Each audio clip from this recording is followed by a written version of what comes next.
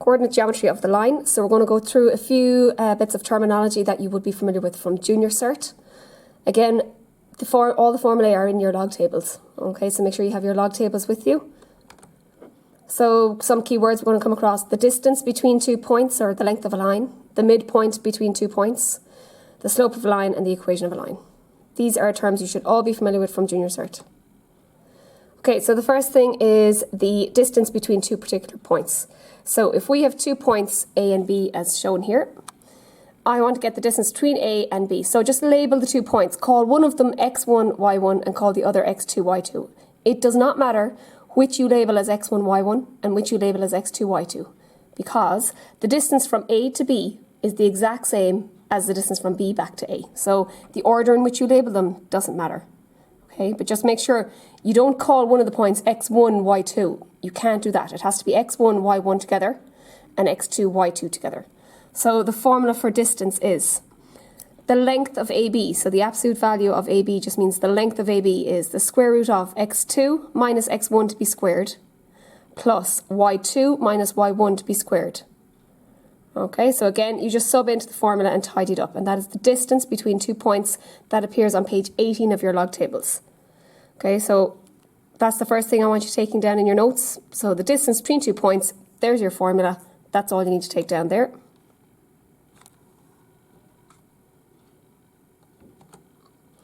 The next thing to take down is the midpoint of a line segment. Again, all I want you to take down is the graph and the formula. So again, you have your points A and B. The midpoint is halfway between the two of them. So again, label your points. Call the first one x1, y1. Call the second one x2, y2. It doesn't matter which order you call them. You can call that one x2, y2 if you want, and you can call this one x1, y1. But just be consistent when you're subbing in. So the formula for midpoint is a bracket. Add your 2 x values and half them, and then a comma. Add your 2 y values and half them. Okay, and that will give you the midpoint between 2 points. Again, that formula is on page 18 of the log tables. The next formula then is the slope of a line given 2 points. So there's a couple of different ways that we can get the slope of a line. But if we have been given 2 points, or if we've been given a graph, I would always try and see if I could do rise over run, especially if I've been given a graph. Okay? So the slope of a line is the measure of steepness of that line. So you can measure the slope by finding how much the line rises or how much it falls as you're moving to the left or the right along it. So if you look at the graph here, okay, I want to get the slope of the line which contains the 2 points A and B. So you can see like this is a completely straight line. The length of it doesn't matter, okay, because the slope at any point along that line will be the same regardless of where you are on the line. So all you need to do is pick out 2 points on that line. So if we go with this point 1, 1 and this point 4, 3, so what I'm going to do is I'm going to create a little right angled triangle. Now that's a positively sloping line, so the slope will be positive. All right, so I'll create a little right angled triangle and I just say, right, the rise is what I rose up by. So to go from here to here, I've risen up 2 units. To go from a 1 up to a 3, okay, that's a rise of 2 units. And then the horizontal difference between the two, that's the run across. Okay, so 1, 2, 3, I've ran across 3 units. So I rose up 2 units and I ran across 3 units. So the slope of that line, rise over run, is 2 over 3. M always represents the slope. So again, M is equal to rise over run, which is 2/3. That's one way of getting the slope of the line. So if you're given a graph, and again, you have to make sure you can pull out 2 exact points on that graph in order to be able to do rise over run. So like there'd be no point in picking this point right here, because I don't definitively know what value that is. Okay, like it could be 2.5 or maybe it's 2.4, but because you'd be guessing, you wouldn't go with a point that's halfway between the line. Go with points that sit on the corners of boxes when you're trying to create your right angle triangle. So this point 1, 1, that sits on the corner of a box, so that's exact. I know definitively that that point is on the line, and the point 4, 3 is also on the line. Okay, if you looked at any other point along that line, if you can pull out another point that sits on the corner of a box, do. So like say this point down here, -2, -1, you could have used that point as well. In which case then you'd be creating a much larger right angled triangle. So you might go from here over and up. Okay, you're still going to get the same slope. It's still going to end up being 2 over 3 once you simplify the fraction. Okay, but just make sure you're going to the corners of boxes to pull out the coordinates. Okay, so when you're creating your little right angled triangle. And always bear in mind, is the line a positive or a negative slope? Because if that line happened to be sloping downwards, you'd have to make sure to put a minus sign there because you're going down. Okay, so that's one way to get the slope between two particular points. And always remember the slope of a line is going to be the same at any point along the line.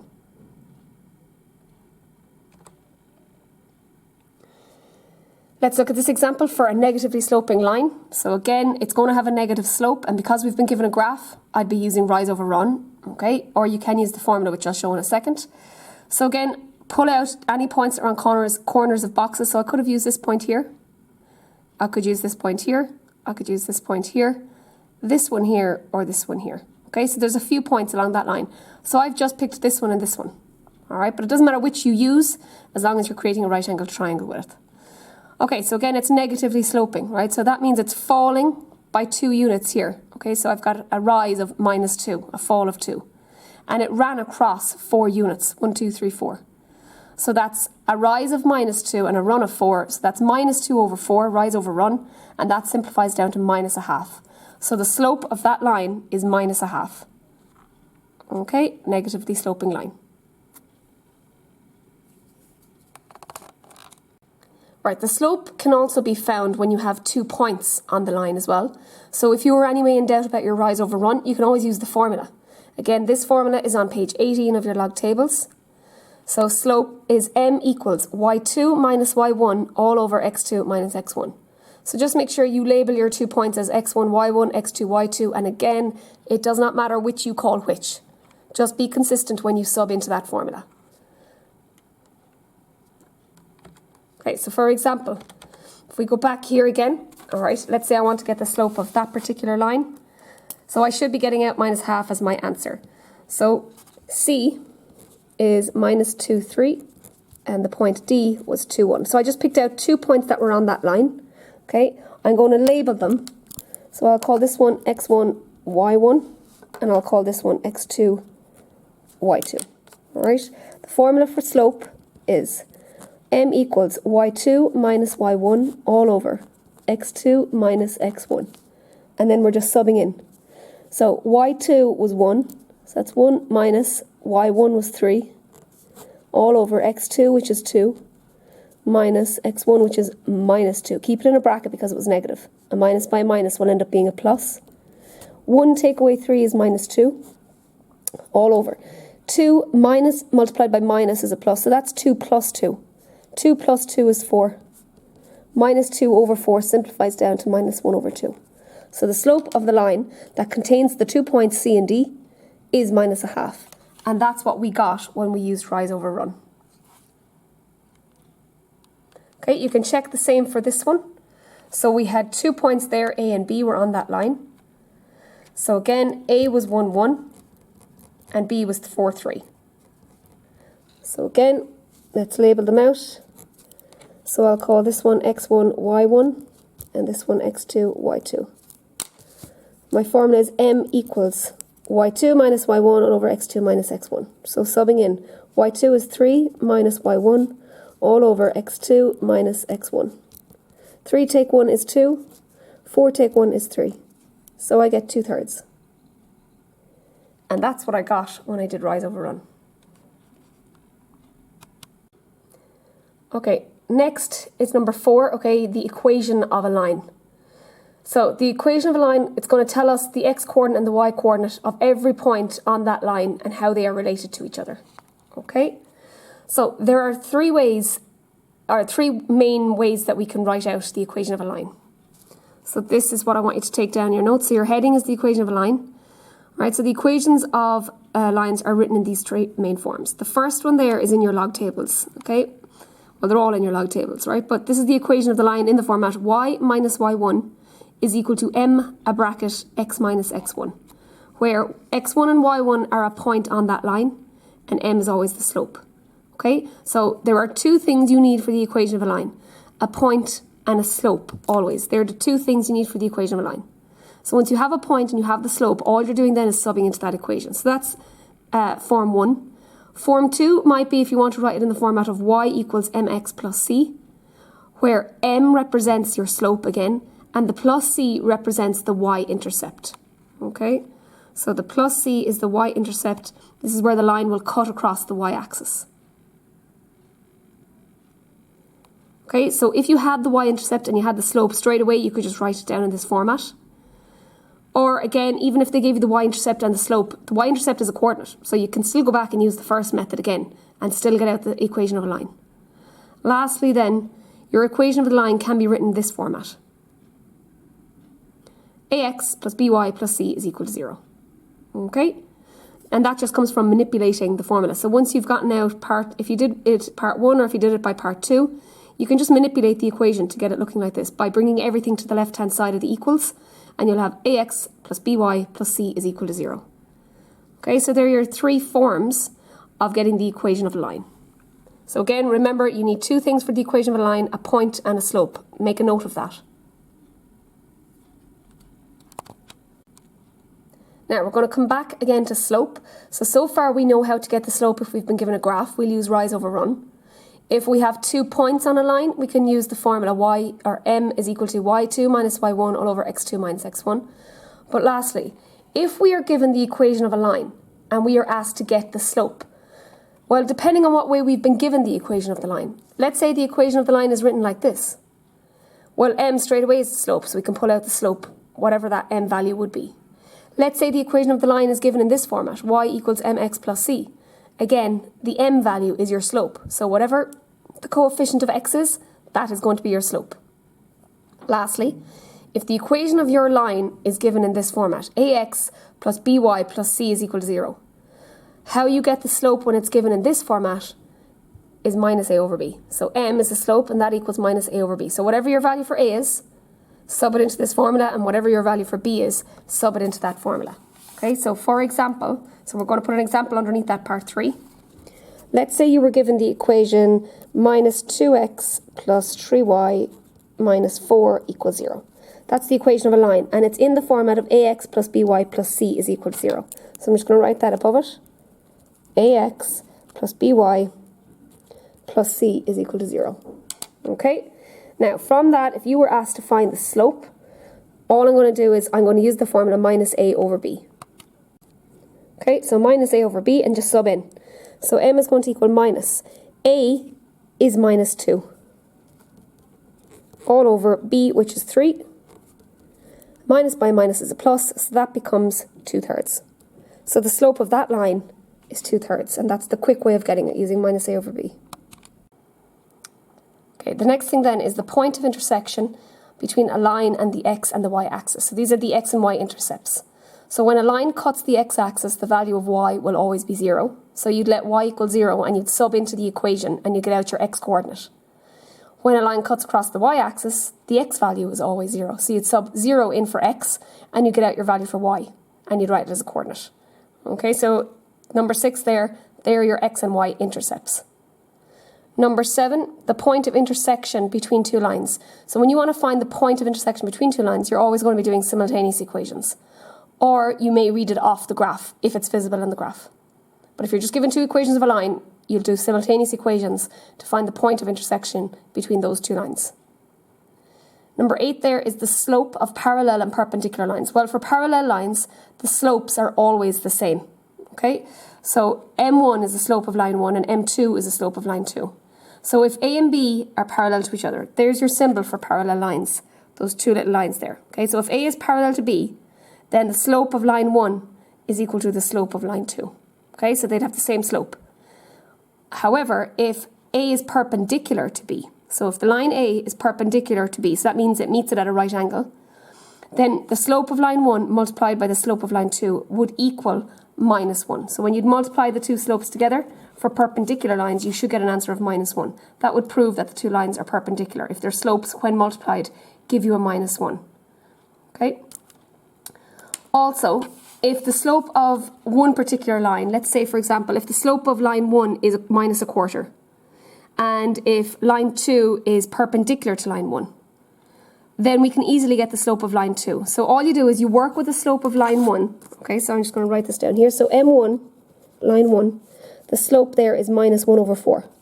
If I'm told that the slope of m1 multiplied by the slope of m2 should give me an answer of minus 1, then they're perpendicular. Okay, so line 1 is perpendicular to line 2. So all I do is you flip the slope of one of the lines upside down. So I'm getting the slope of line 2 now. So turn that upside down and change the sign to a positive. It was negative, it's now positive. So those two now are perpendicular to each other. And I can check that that's correct if I multiply them together. So minus a quarter multiplied by 4 over 1. That gives you minus 4 all over 4, which is minus 1. Okay, another quick example. Let's say you were given the slope of one line is 2/3. Well then, a line that would be perpendicular to that line would have a slope of minus 3 all over 2. So just turn it upside down, 3 over 2, and change the sign. It was a positive, it's now a negative. Okay, so that's how we deal with perpendicular lines.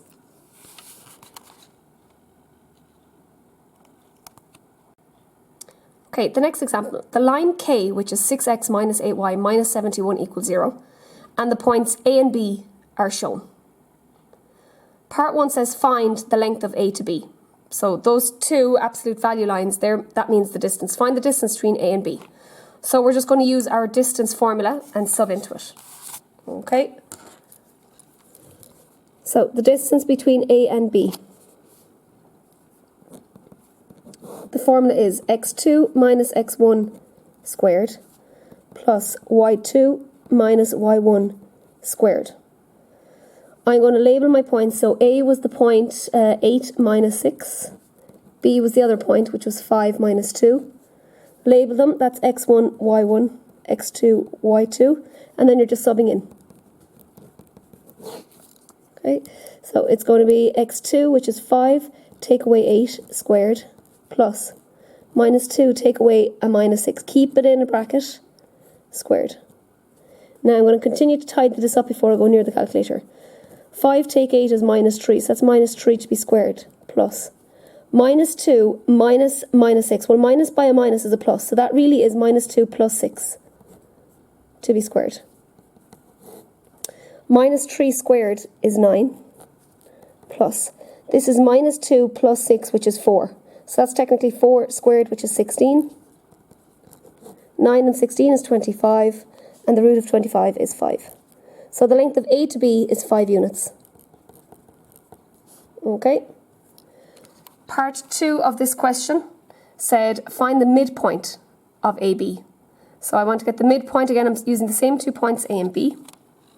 So considering I already have them labelled, I'm now going to use my formula for midpoint,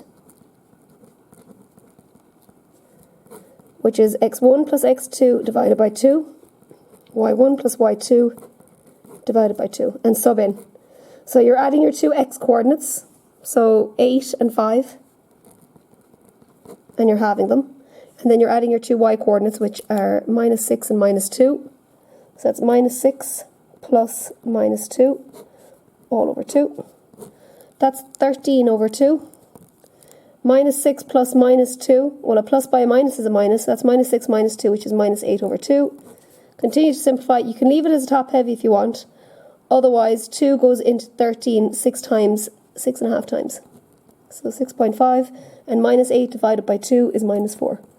That's the midpoint of AB. Part 3. It says, show that the line K contains the midpoint of AB. If you want to show that a line contains a point, all you need to do is show that that point will sub into the line and it will solve it. Okay? So I want to show that the line K contains the midpoint of AB. I just found the midpoint of AB. The midpoint of AB is 6.5 minus 4. I need to now show that that point lies on the line K. The line K was 6x minus 8y minus 71 equals 0. That's the line K.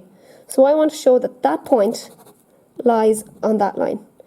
So this is your x value and this is your y value. So you're just subbing in to show that the left-hand side equals the right-hand side.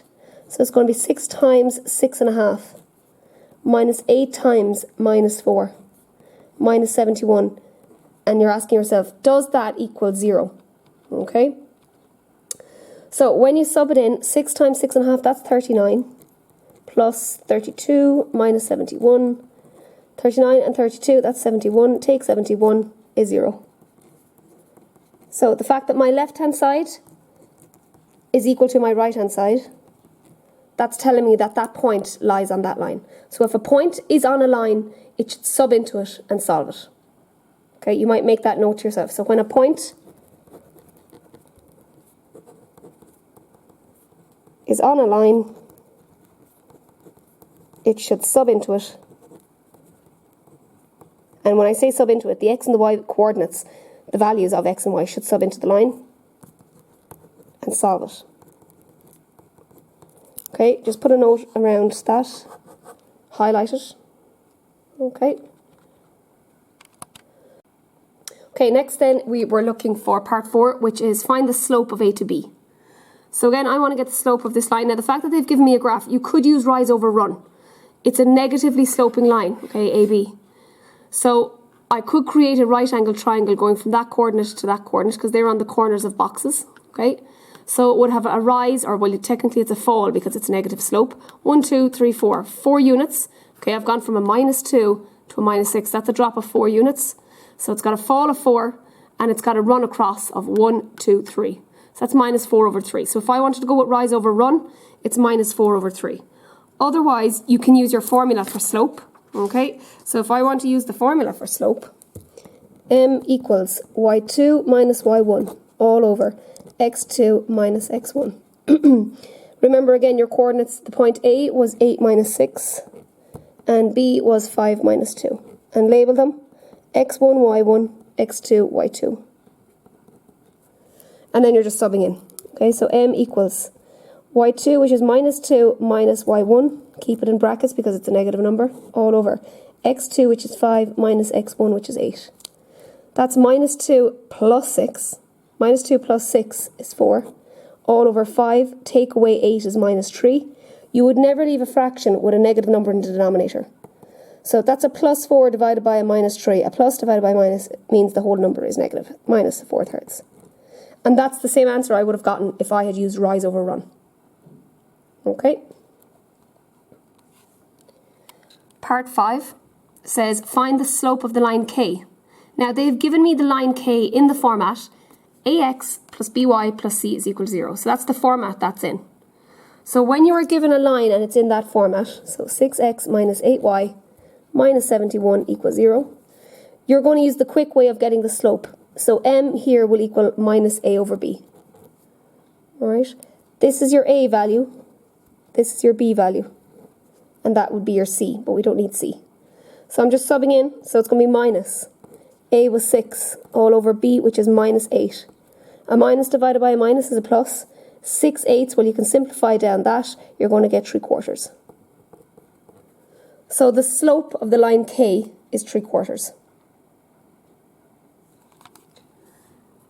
Part 6, it says find the point of intersection of the line K and the x-axis. That is basically asking you for the x-intercept. Okay, so when we are looking for an x-intercept, I want to see where does this line K, where is it crossing over the x-axis?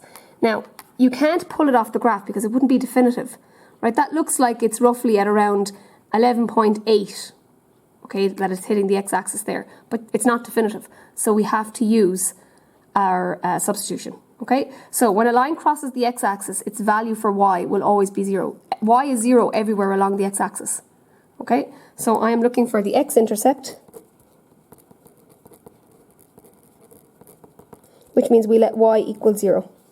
Okay, and the equation of the line was 6x minus 8y minus 71 equals 0. So I'm subbing in, so it's going to be 6x minus 8 times 0, which is y, minus 71 equals 0. So that's 6x minus 8 times 0 is nothing, minus 71 equals 0. I'm going to bring the minus 71 over now, and it becomes a plus 71. Okay, so the minus 8 times 0 went to a 0, and I bring over the minus 71, so it becomes plus 71. All right. Divide across by 6, so you'll get x is equal to 71 over 6. Okay. Now, 71 over 6, that is your approximation. Well, 6 into 7 goes 1 and 1 over. Yeah, it's roughly around 11.7 or 8 or something like that. Okay, but I'm going to leave it in a top-heavy fraction. So that's your value for x. Write it as a coordinate because the x-intercept, the question said, where is the line crossing the x-axis? So there's no point in just giving me an x value. You have to give me it as a coordinate. So the x-intercept now is going to be 71 over 6, and 0. That is the y, or the x-intercept. Okay. Next part of the question, it said, from the graph, find the intersection of AB and the line K. So it's asking me to use my graph to do this. So looking at the graph, okay, the point of intersection between the line AB and the line K is this point right here. So those coordinates then are 6 minus 4. So the line AB and the line K intersect at the point 6 minus 4. Part 8 of the question said, given that the equation of AB is 4x plus 3y equals 14, so that's the equation of the line AB, verify the point of intersection found in part 7. So I found the point of intersection there to be 6 minus 4. They're asking me now to verify that. So the only way to verify that that is the point of intersection between the line K and the line AB is to use simultaneous equations. So we're verifying it algebraically, basically. Okay? So put down your two equations. So the line K was 6x minus 8y minus 71 equals 0. So I'm just going to bring the minus 71 over, right? So it's 6x minus 8y equals 71. That's your line K. And the line AB now, they gave it to me as 4x plus 3y equals your 14. Okay? So we're now going to decide whether we're going to eliminate the x's or the y's first. Okay? It doesn't matter which you choose. So if I decide here, I'm going to try and get rid of the x's. That means so I need to multiply the top row. So the highest common factor, or the lowest common multiple between 4 and 6 is 12. So to turn that into a 12, I'd multiply this by a 2. And to turn that into a 12, I would multiply that by a 3. But one of them has to be positive and one of them has to be negative. So I'm just going to go with the smaller number, turn that one negative. So I'm multiplying by a minus 3. So my rows now are going to become 12x minus 16y equals 142. Okay, the bottom row is going to become minus 12x minus 16y. Or sorry, not minus 16. Minus 12x minus 9y equals minus 42. Okay.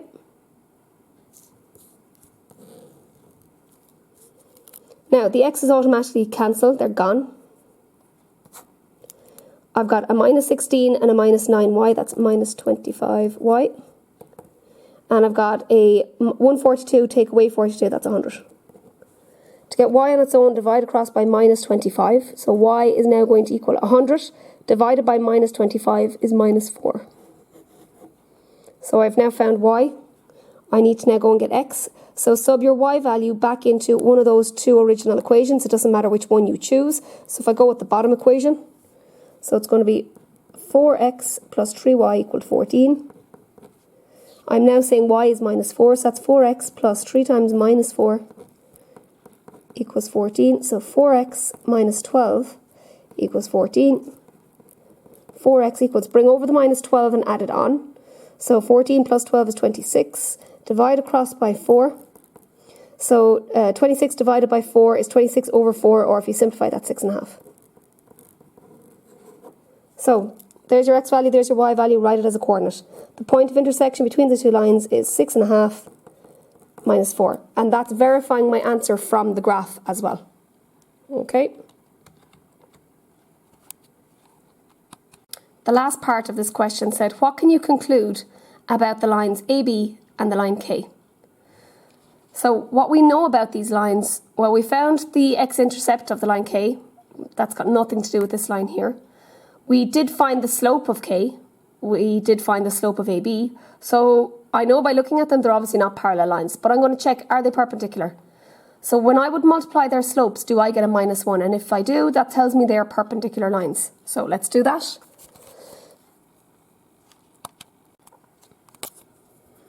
Okay, so we'll get the slope of line K, which we have already gotten in part 5 of this question. So the slope of K, m of K, worked out to be 3/4. And the slope of AB, which we got in part 4, so the slope of AB, was minus 4/3. So if their slopes multiply together and give a minus 1, that tells me that K is perpendicular to AB. So let's test it. 4/3 multiplied by 4/3. Well, 4 and 4 goes once, 4 and 4 goes minus 1 times.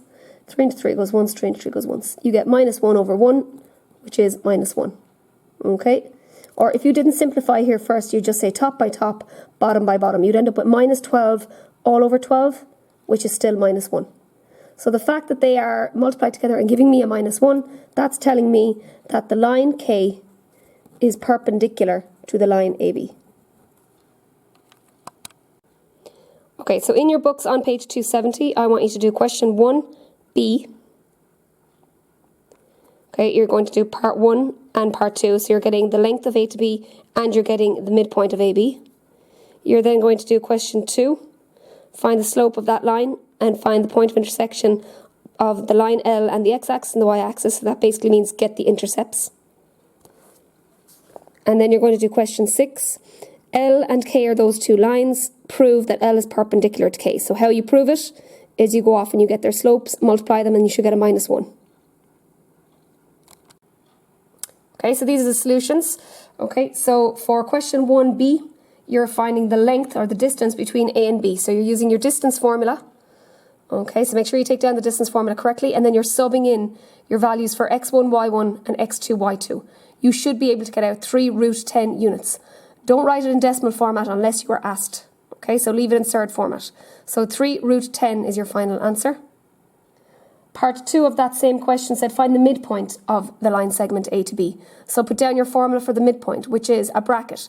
x1 plus x2 all over 2, comma, y1 plus y2 all over 2. And you should get out minus 3 over 2 and minus 5 over 2. If you wrote them in decimal format, that's fine. That's minus 1.5, minus 2.5. Question 2. So first part, it gave me the equation of the line L, 2x minus y equals 12, and it said find the slope of L. So straight away, that equation is given in the format ax plus by plus c is equal to 0. Okay, so I would use minus a over b to get it out. So down here, minus a over b is your slope. So that'll be minus. A in this question is 2, all over b, which is minus 1. Minus divided by minus is a plus, your answer is 2 over 1, which is 2. So the slope of the line is 2. Alternatively, you could rearrange the equation of that line. So that was your line 2x minus y equals 12. You could rearrange it to get it into the format y equals mx plus c. Because when you get it in the y equals mx plus c format, you can straight away pull out your value for m is 2. Whatever the coefficient of x is, that's your slope. But only if it's written in the format y equals mx plus a constant c. Part 2 of that question said, find the point of intersection of the line L and the x and the y-axis. That basically means get the x and y intercept. So to get the x-intercept first, we always let y equal 0. So when you let y equal 0 and you sub into that equation, you should get out x is 6. So that's the coordinate 6, 0, right? That's the x-intercept. Then to get the y-intercept, we're going to let x equal 0. When you let x equal 0 and you sub it into the equation, you'll get out y is equal to minus 12. As a coordinate, that's 0 minus 12 for the y-intercept. Question 6. It said L and K are those two lines. Prove that they are perpendicular. So to prove it, we just need to get the slopes of both lines. Now, both of those lines are in the format ax plus by plus c is equal to 0. Okay, if we look at the two equations. So again, use the quick method for getting the slope, minus a over b for both. So the slope of L works out to be 2/3, okay? And then get the slope of the other line K, which works out to be minus 3 over 2. We now have to multiply the two slopes together to show that the given answer of minus 1. So 2/3 multiplied by minus 3 over 2 becomes minus 6 all over 6, which is minus 1. Therefore, L is perpendicular to K.